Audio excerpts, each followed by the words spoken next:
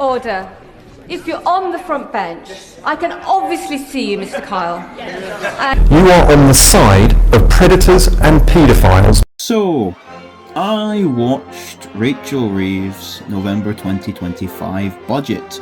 Yes, all 1 hour, 4 minutes and 42 seconds of it. And from watching that, I can tell you that about half of it was dedicated to blaming the Tories for everything.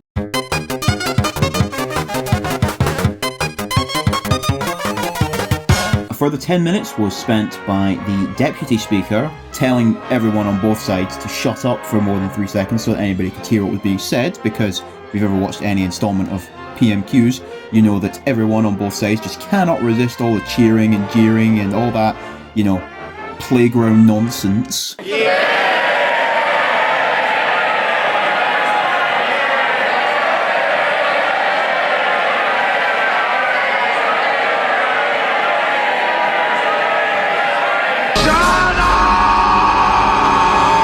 And then the rest of it was a bit of a disaster, quite frankly.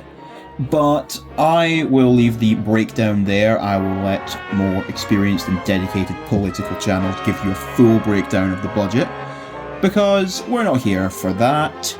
You're here to hear about digital ID. Yes, that's right, digital ID. It's not been cancelled yet, surprisingly, despite the immense backlash. It's still here.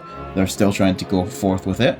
And this budget has given us a little bit of information on digital ID, which I think everyone needs to hear about. So, digital ID was only mentioned once in the budget speech. Rachel Reeves brought it up and brought up the non-existent benefits of it, trying to justify it. It's just, you know, draconian surveillance. There's no actual reason for it.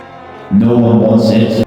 But besides the point, she never made reference to how much it would cost, which is interesting. The introduction of digital ID will break the link between illegal migration and illegal working. But then the report from the OBR, which, you know, was leaked ahead of the budget. Oops. But, you know, the official report, now that the budget has been discussed, has revealed the cost of digital ID. So, before we get into the actual number, let's bear in mind something here. Digital ID is something that nobody wants. It is something that has been widely criticised by the majority of the public ever since its announcement, and to be quite honest, rightfully so. The public don't want it. They want to see it abandoned. You ask the average UK citizen, whether they are English, Scottish, Northern Irish, Welsh, doesn't matter. The average UK citizen does not want digital ID. This petition against digital ID has 3 million signatures. That's one of the most popular, if not the most popular petition against any government action ever. So, public doesn't want digital ID. Also remember that this new budget has brought with it £26 billion extra taxation for the British public. So at a time where cost of living is still ridiculously high, we as a country still pay more for energy than almost any other country in the world. Not quite all of them, there are a couple that pay more, but we are right up there, like top 10 if not top 5. We are facing 26 billion extra taxation. So keep that in mind. Cost of living crisis, still very much a thing in the UK. Energy prices, still sky high. £26 billion extra taxation. And digital ID is not something that anybody wants. Bear in mind all these factors as I reveal to you that the estimated cost, not the confirmed cost, the estimated cost, and we all know how government policies go, the estimate is very, very generous. Things always cost more than they say they're going to cost. But the estimated cost of implementing the digital ID system that nobody wants, that nobody's asking for, £1.8 billion. Boy, have you lost your mind, because I'll help you find it. What you're looking for, ain't nobody gonna help you out there. Jesus can come through that door and he's not gonna help you. Let that sink in. Imagine being so out of touch with anyone in this country that you can stand there and say, we're going to increase taxation by £26 billion, when, by the way, they said that they would not increase taxation. It's an absolute commitment. But let me just say this. We've now wiped the slate clean under the mismanagement and the chaos of the previous government. It's now on us. We've put everything out into the open. We've set the spending envelope for the course of this parliament. We don't need to come back for more. We've done that now. We've wiped the slate clean. So you're saying, actually, there's not going to be an Oliver Twist moment. You're not going to come back and say, we want another tax rise. Or if you did, that would be a huge failure for your government, wouldn't it? Yeah, look, I'm not going to be able to write 5 years' worth of budgets on this show today, but what we have I'm just done, saying, there's will no there need. be more tax rises? No, you're right, Trevor. There is no need to come back with another budget like this. We never need to do that again. We've now sort of set the spending envelope for the remainder of this parliament. We don't need to increase taxes further. Let's just keep that in mind. They said they would not be increasing taxes. They have done it both times. They've done 2 budgets and they've increased to nearly 70 billion in taxes across 2 years. Probably not adding up there, but anyway, besides the point. You stand up there. You announce 26 billion in extra taxation. You then dare have the nerve to force a system in place that was not part of your manifesto, that nobody voted for, that has been publicly criticised by almost everyone. No one supports it, no one wants it, and nobody needs it. And you have the nerve to say it'll cost nearly £2 billion at a time where you're all financially hurting, at a time where we're once again increasing taxation. You have the nerve to dare say that this will cost £2 billion and that you're not backing down? I cannot believe that this is a thing that's even being considered. Anyone with any common sense would look at the facts and go, right, we planned something, the public didn't want it. We are already out of our depths in terms of our economy. Our economy is still struggling. We are still piling up and piling up and piling up more national debt to a figure of £3 trillion. We have increased taxation. People are still struggling. We have £1 billion and one other issues to deal with in this economy.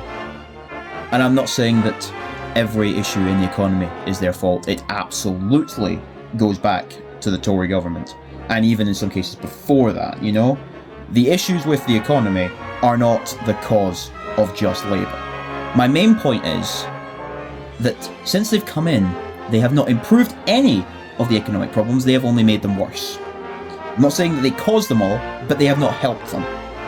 Any sane individual would look at it and go, we planned something, public doesn't want it, been backlash, we, as elected officials that work for the public that put them there, because without the public, they would not be anywhere, we will back out.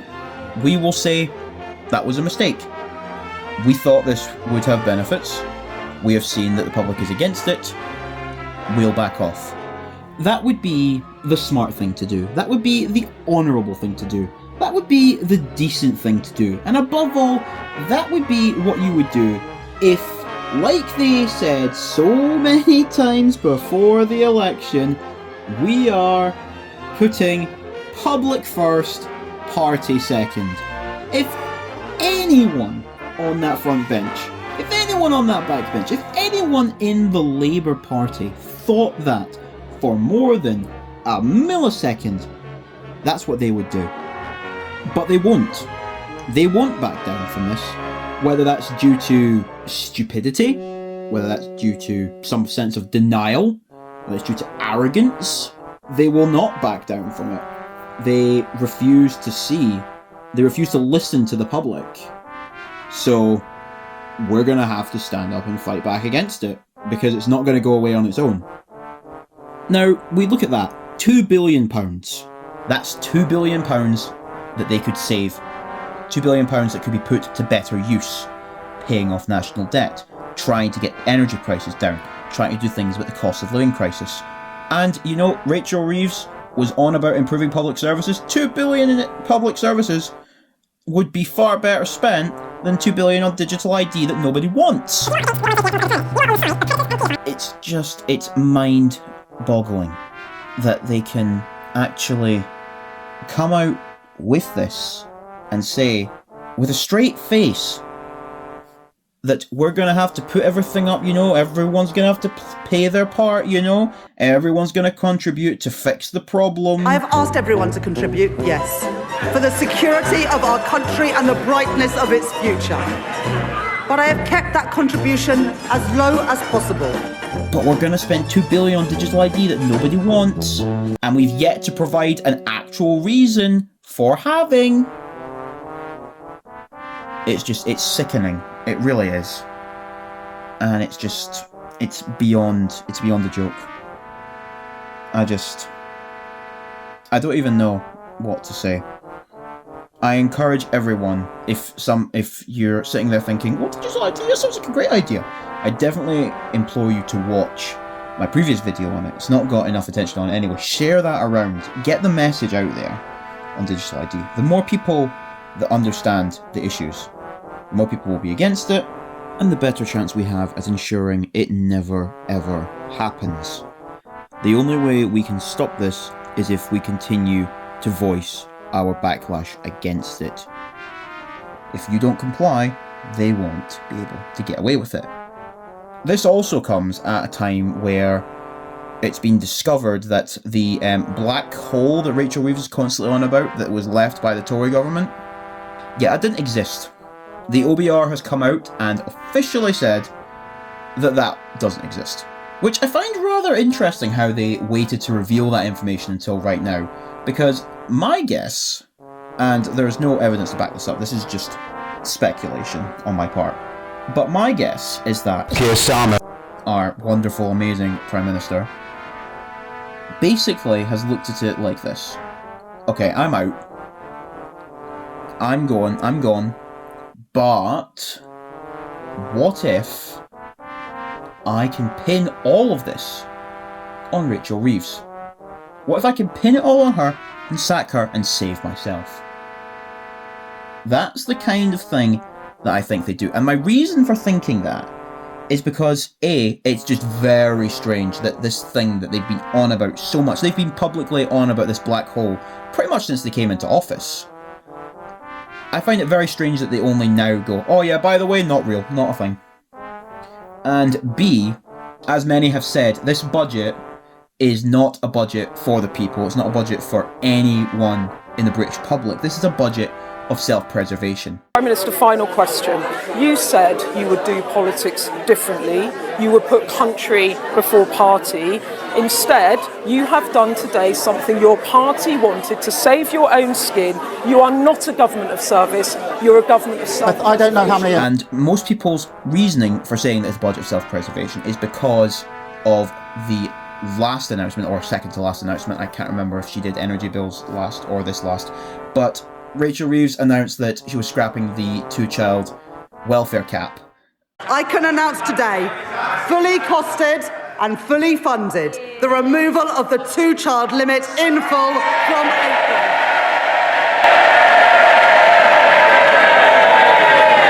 And the reason that everyone thinks this is a ploy at self-preservation is because many times before Labour got into power, they said they would love to remove the two-child welfare cap, but they financially could not do it.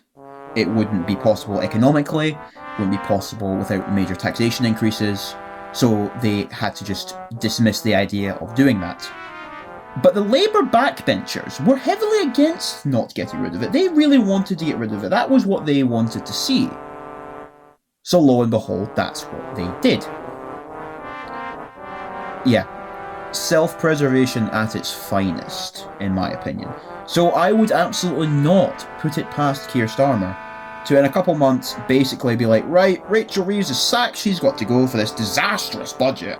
Reeves will go. This will end her time as Chancellor.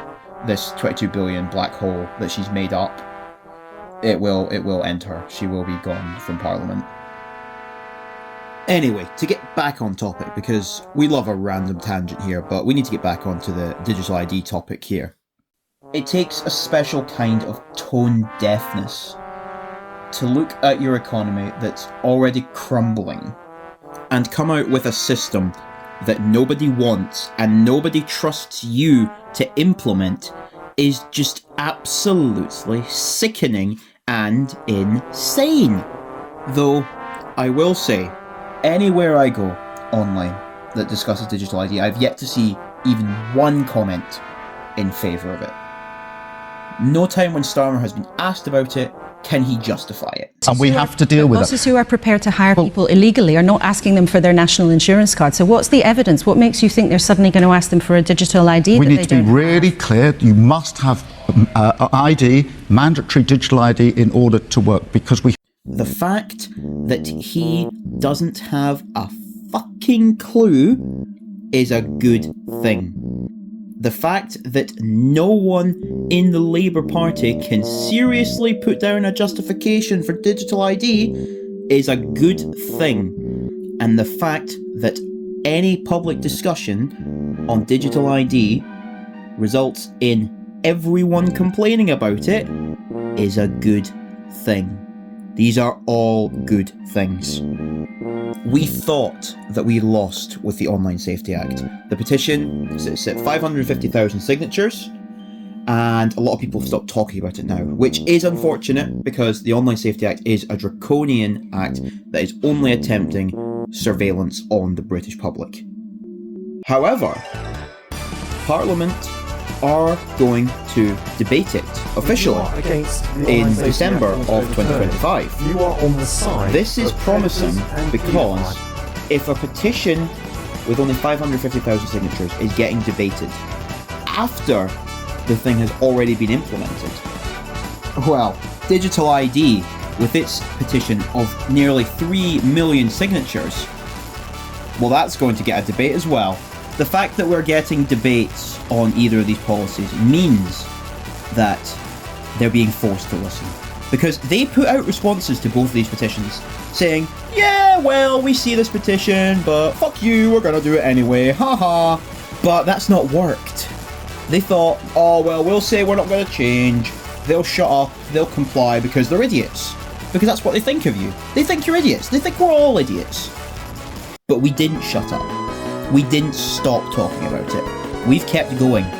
And digital ID is going to be debated in Parliament on the 8th of December 2025. And you can guarantee that I'll be watching. I will say this. We're not done yet. These debates by no means mean that it's over. I imagine that these debates will not last very long, and they will likely not end up in any changes being made. However, the point isn't to stop it immediately. The point is they've been forced to acknowledge that we don't comply. And if they come out publicly and debate it and basically take the same stance of, well, fuck you, we're not going to change, then we'll just be even more annoyed with them. We make even more noise. We keep on the case. We don't stop. We don't give up and go, oh, well, they debated it, so we're done now. Guess we'll just have to take it. No, we don't do that. We double down if that happens. If they debate it and they don't change any stance, then we double down. We triple down. We don't give in. We keep going. Because this is proof that we are making a difference. It's a tiny step in the right direction, but it shows that they have been forced to acknowledge the public backlash. Continue using a VPN. Don't comply with the Online Safety Act. Digital ID will not be as easy to get around. If they implement digital ID, then there's not much we can do about it. We just have to make sure that we fight back against it now. Pay attention now, because we won't have time later. Listen to me! Make sure you sign the petition. Make sure you contact your local MP about this. Or, if your local MP is a Labour MP and will just back anything they say anyway, try reaching out to other MPs. Right? Voice your concerns about this. Let somebody know that you don't want this. Let your voice be heard. And wherever you go, advise anyone that you may know who may support this. Point them in the right direction. Point them away from digital ID. Tell them about the dangers. Tell them about how it's nothing to do with immigration control, because it isn't. Digital ID is a draconian attempt at surveillance, and that's all it ever will be. We cannot afford to sit by and let it happen, and I'm glad that Keir Starmer has managed to unite this country on one thing. They've managed to unite most of this country, whether you're left-leaning, right-leaning, neutral, doesn't matter. He has managed to unite most of this country against his digital ID proposal, and we cannot afford to give up. Continue fighting back. Don't comply. Don't sit there and think there's nothing I can do, because there is. We can stop this. We have to stop this. And like I've said across all the videos, they can't ignore us forever. Not if they want to keep those precious seats. They will lose those seats if they don't make some changes. We just have to hope it's sooner rather than later. Well, thank you for watching. Hopefully the next video I make on digital ID will be me saying, oh, great, digital ID's gone, they've finally seen the light. All is well and I never have to talk about it. Oh shit, they're bringing it out in Scotland.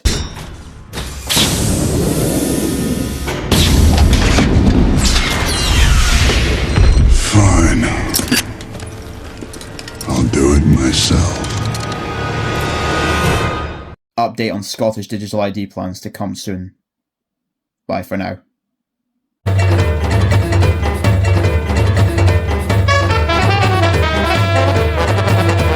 I am absolutely convinced that the worst possible Prime Minister. If you are against the Online Safety Act and want to overturn it, you are on the side of infinite boss fight, infinite boss fight, infinite boss fight. Hello, I'm Rachel Reeves. Sometimes when I'm afraid, I have to be brave. Lots of people want me to run a successful economy and win the game. But can I tell you a secret? We don't need to come back for more. We've done that now. We've wiped the slate clean. Liar! What?